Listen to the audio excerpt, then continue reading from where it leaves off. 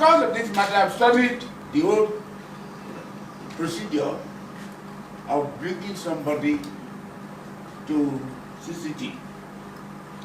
If let's say it's not even the Chief Justice of Nigeria, if a petition is written to the bureau, first it will be sent to the chairman. The chairman has about 5 commissioners under him, with him. He will then refer that petition to the commissioner in charge of investigation or something like that. That commissioner will now take it to the director, a civil servant, who will then look into the whole thing and remit it to the desk officer. The desk officer will then comment on it and the thing returned to the chairman, and this takes days. During this period, the law provides that the person you have reported, who is the affected person, must be invited by the bureau to sit with them. These are your declarations. Why is it not there? Why is this there? You would explain. If the man admits that yes, I made an error, or to say, go and rectify it. This was the basis held by the same CCT tribunal in freeing the Chief Tinubu of Lagos, who was charged to CCT at that time. He was not invited. He was not interviewed. I think you follow what I mean. It is only when they have said it after the man has been invited that they believe that there is still a case. The matter will go to the legal advisor in that bureau, who will then draft the thing before it goes to the CCT. This will take about 21 days. But what has happened? So people conspired. Those who believe that they own this country conspired and said, you know very well, you were spokesman of Mr. President when they were in CPC. The man who petitioned was the spokesman. And today, he's still working. Is the same man who said, when the presidency was alleged to have bought some ammunition abroad without clearance from the legislature, and the National Assembly was very angry about it. This very man who petitioned was saying that what was wrong is bad, but it should forgive you, Mr. President. This same man, so you can see where he belongs to. I am happy, and I congratulate the Nigerian Bar Association for standing up to challenge the evil machinations of the people who believe that this country belongs to them alone. What were they doing? They want to destroy the judiciary and the legal profession. So I congratulate them. I also want to congratulate openly my governors of the South, who stood firm that the Chief Justice of Nigeria should not go to court. They were not disobeying, they were not saying something to disobey the court. There's a Supreme Court judgment that in any criminal case, once the issue of jurisdiction is raised by the defendant or the accused, he need not go to court until that issue is resolved. Do you follow what I mean? I'm not a young lawyer. I was called to the bar of the English bar. I'm a member of the Honorable Society of Inner Temple in England. I was called to the bar in England, called to the bar in Nigeria. So I've been a lawyer for over 53 years, even though I don't practice, due to various appointments I've been having. People must, the rule of law in this country must be obeyed, otherwise you have a chaotic society, anarchy. So I want to congratulate the governors for coming out bold to say, don't go to court, and of saying what they think, what behind the whole exercise. Well, I expected that a court will recognize judgment precedents.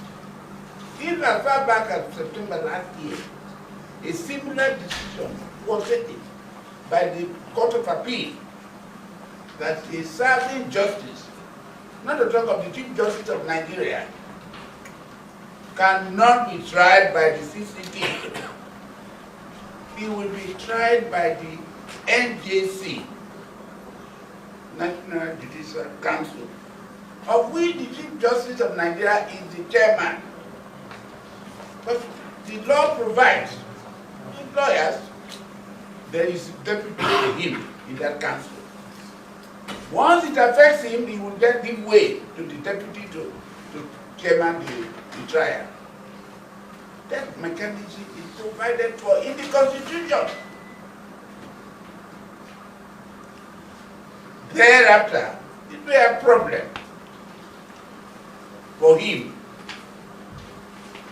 The NJC will then report the matter to Mr. President. Mr. President will refer the matter to the Senate. Senate will deliberate on it with a 2/3 majority. The Chief Justice of Nigeria can then be removed from office. Any Chief Justice in particular, if it's the Chief Judge of the state, it will be to the Governor and House of Assembly. Who are they pretending to deceive? We're an enlightened society. Nigeria is in the forefront of educated people, civilized people. Nobody can push us around. Legally, we fight the battle on. They will never succeed. And I also wish to thank the people of this country, particularly from the South, Middle Belt, and other parts of this country, who went to court to protest.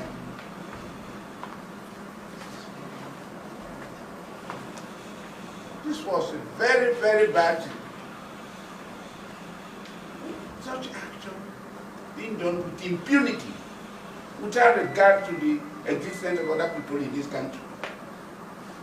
So I thank them, I congratulate them, that this country belongs to all of us.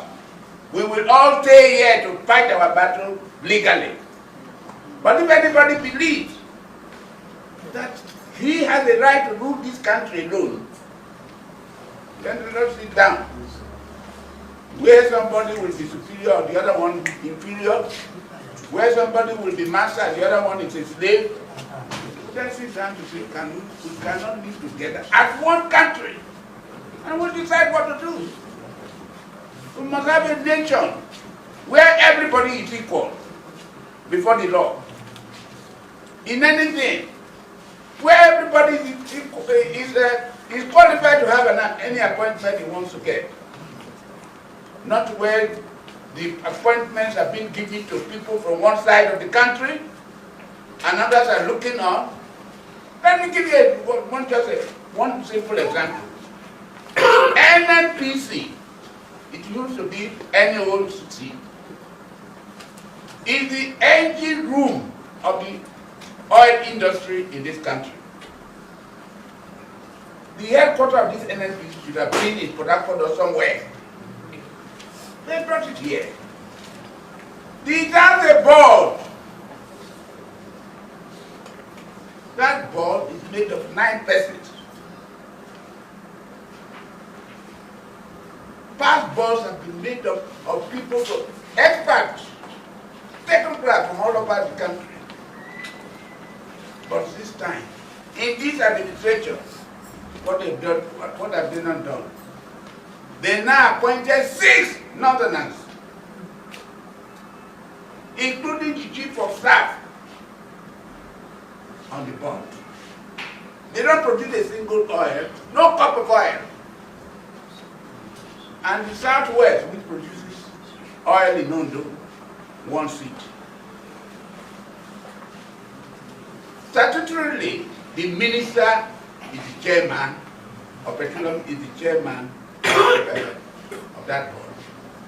Could you imagine a situation whereby about 85% of the oil produced in this country is from the South-South? How many seats did they give to us? 1. This country does not belong to a group of people alone. I sit down here, and many of us, I have no oil block. I don't lift oil. I have no federal contracts. So many of us, majority of the oil lifters and the people who have oil blocks, they are from outside South-South, Niger Delta. Are we slaves to this country? Who are those people? Let us live together in one country peacefully and respect one another. We should love one another. Otherwise, things cannot continue to go like this. I'm 90, I'm going 92. Let them come and arrest me. The other day I sat down in my house here. They brought policemen to raid my house that I brought arms from Niger Delta. 92-year-old man to overthrow President Buhari's government. Enough is enough, and we cannot continue. We are ready for anybody. We are not running away from this country for anybody. But if we decide not to live together, let us sit down to decide what we want in this country.